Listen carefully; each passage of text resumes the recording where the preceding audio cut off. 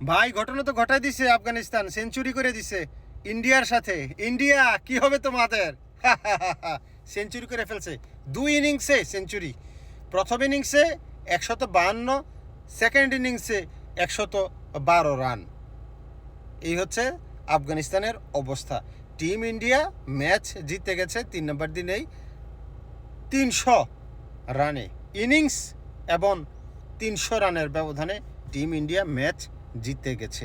আমি কালকেই বলেছিলাম যে আসলে দিশেহারা হয়ে গেছে এই বোলিং লাইন আপের এগেনিস্টে ভারতের। আফগানিস্তান মানে টেস্টের জন্য আসলে এখনও প্রিপেয়ার্ড না। এবং আমি বলবো যে টেস্টের জন্য যেহেতু এই অবস্থা, তাদের প্রিপেয়ার্ড না, তাদের খেলা উচিত একটু নিচু দলের সাথে। বিশেষ করে বাংলাদেশ, আয়ারল্যান্ড কিংবা মানে টেস্টে যারা কম, জিম্বাবু যারা কম খেলে তাদের সাথে খেলা উচিত। ইন্ডিয়া, অস্ট্রেলিয়া, ইংল্যান্ড তাদের সাথে খেলতে গেলে এই অবস্থা হবে, খেলার সৌন্দর্য নষ্ট হবে।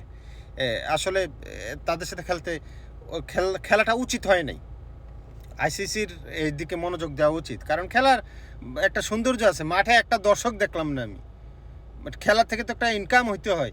এটা তো ইনকাম থেকে মনে হয় লস, পুরোটা লস প্রজেক্ট হয়েছে। যারা টিভি রাইটস কিনছে তাদের তো প্রফিট কিছুই হয় নাই, মাঠে দর্শকও নাই, টিকিটও বিক্রি নাই। সুতরাং একেবারে যা ইচ্ছে তাই। আর আফগানিস্তানও একেবারে যা ইচ্ছে তাই খেলছে, যা ইচ্ছে তাই খেলছে। মানে টেস্টের এরা যোগ্য না। যারা টেস্টে একটু নিচের দিকের দল আছে তাদের সাথে খেলতে খেলতে তাদের, আমার কাছে মনে হয় যে প্র্যাকটিসটা হবে, অভ্যাসটা হবে। নিচের দিকের দল মানে 6, 7, 8, 9, 10 নাম্বারিংয়ে যারা আছে তাদের সাথে টেস্ট খেলা উচিত আফগানিস্তানের। আস্তে আস্তে ধীরে ধীরে উন্নতি হলে তাহলে বড়দের সাথে, মানে বড় দেশগুলোর সাথে খেলা উচিত। না খেলার সৌন্দর্য নষ্ট। এই যে ভারতের সাথে পাত্তাই পাইল না।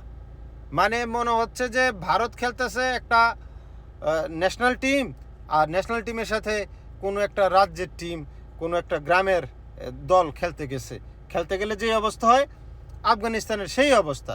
মনে হচ্ছে যে ভারত ওই ইউনিভার্সিটির প্রফেসর আর আফগানিস্তান প্রাইমারি স্কুলের স্টুডেন্ট, এই একটা অবস্থা দাঁড়াইছে। আফসোস, দেওয়া নয় যে ফয়দা আছে, তাদেরকে দেশের বাড়ি পাঠাই দাও তাড়াতাড়ি। পাঠাইয়া আম কাঁঠাল খাওয়ানোর ব্যবস্থা করতে হবে তাদের। হ্যাঁ, তারা নাকি আবার এশিয়ার দ্বিতীয় দল। আফসোস, আফসোস, আফসোস।